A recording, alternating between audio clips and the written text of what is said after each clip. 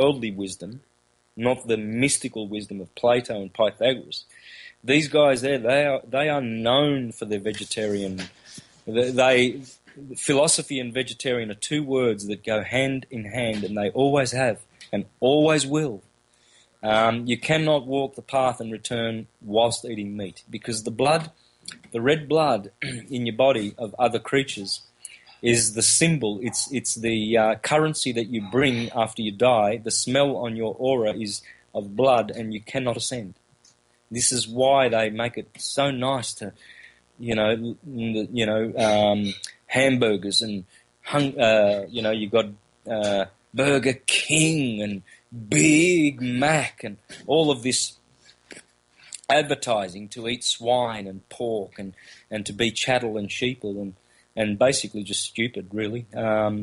When mankind knows that we were not even designed to eat meat. If we were, we should be able to, with our bare hands, run down some kind of a wild boar and eat it with our own teeth and feast on it just as the other animals do. Otherwise, why is it that we have to use ovens and oils and condiments and knives and forks and guns to shoot them down and traps and because it's unnatural. It's purely removed from source energy.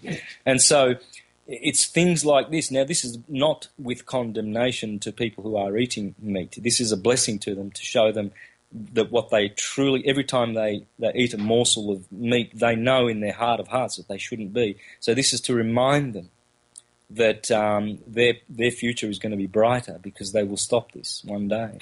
And then they will learn how to, go back through the vegetarian path, which is that does not have blood. And so when the soul is released from matter, it's, all its vibration, its smell, it's clean. It doesn't have blood guilt. It's not tainted.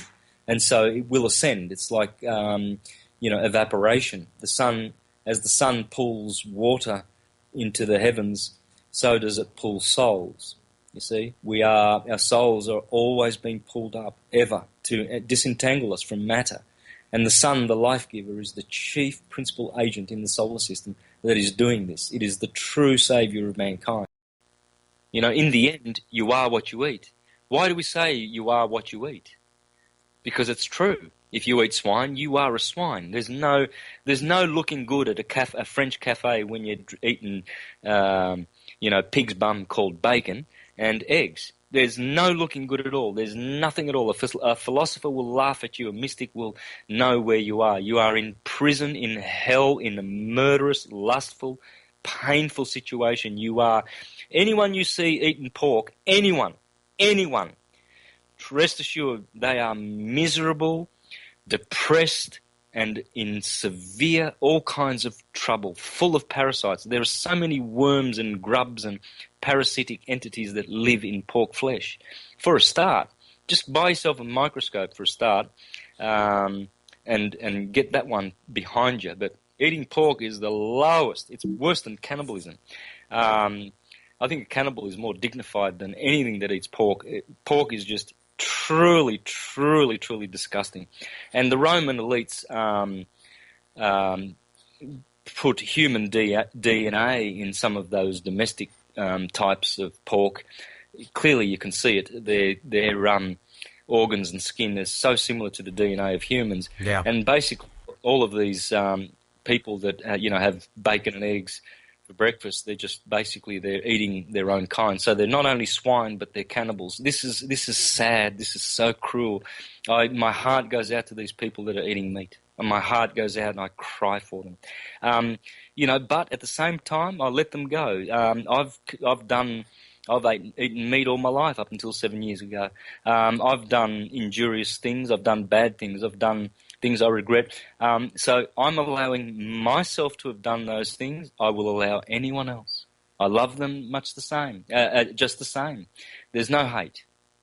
There's just urgency. And the truth must be told. We must change what we eat. Because if you are what you eat, well then, if you're eating blood, well then Was that animal killed? Yes or no? Of course it was. Did it die? Right. And have you inquired, flesh eater, as to whether that animal was fulfilling its predestined or perceived purpose that it had? For instance, that little calf that gives you those nice veal steaks, that 1-month-old calf that was snatched away from its loving mother as it was screaming as the farmers came along to sell it to the abattoirs so that the restaurants can be richened and made richer by murder, and the abattoirs and all the businesses in between, the businesses of Rome and her harlotry. Did one inquire as to whether that veal enjoyed being in its body? And did one inquire as to whether these cows and these sheep are to be murdered really for our better eating? Not enough bananas on the planet, apples, cherries, watermelons. You can stuff yourself like a glutton, like an absolute pig with just fruit alone. And you can do it. There are people that are just fruitarians, Then there's vegetables, there's seeds, there's nuts.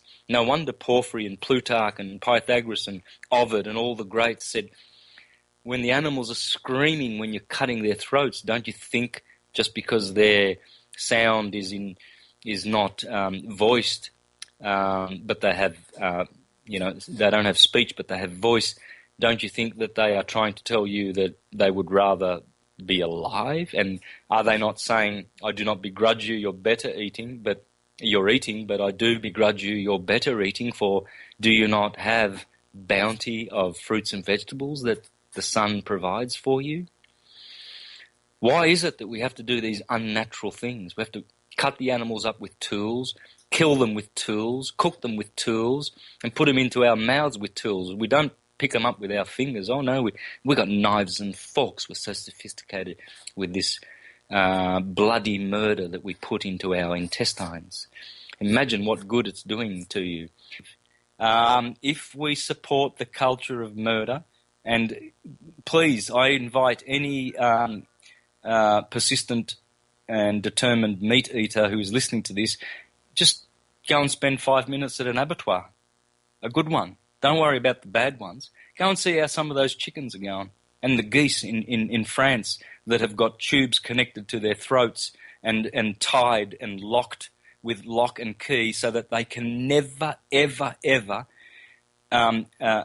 remove these geese that are so fat that blood is oozing out of their anus perpetually, and their livers are so plump that the French love this pâté, and the geese that are chained from the moment they're born till they die, so that the French can have plenty of pâté. Oh, it's nice pâté, and these geese have.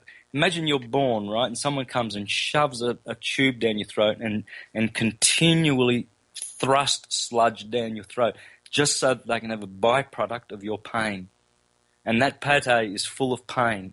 And all of those meats and steaks that we're eating in this Saturnian world is full of pain and anguish and injections and all kinds of disgusting evil things.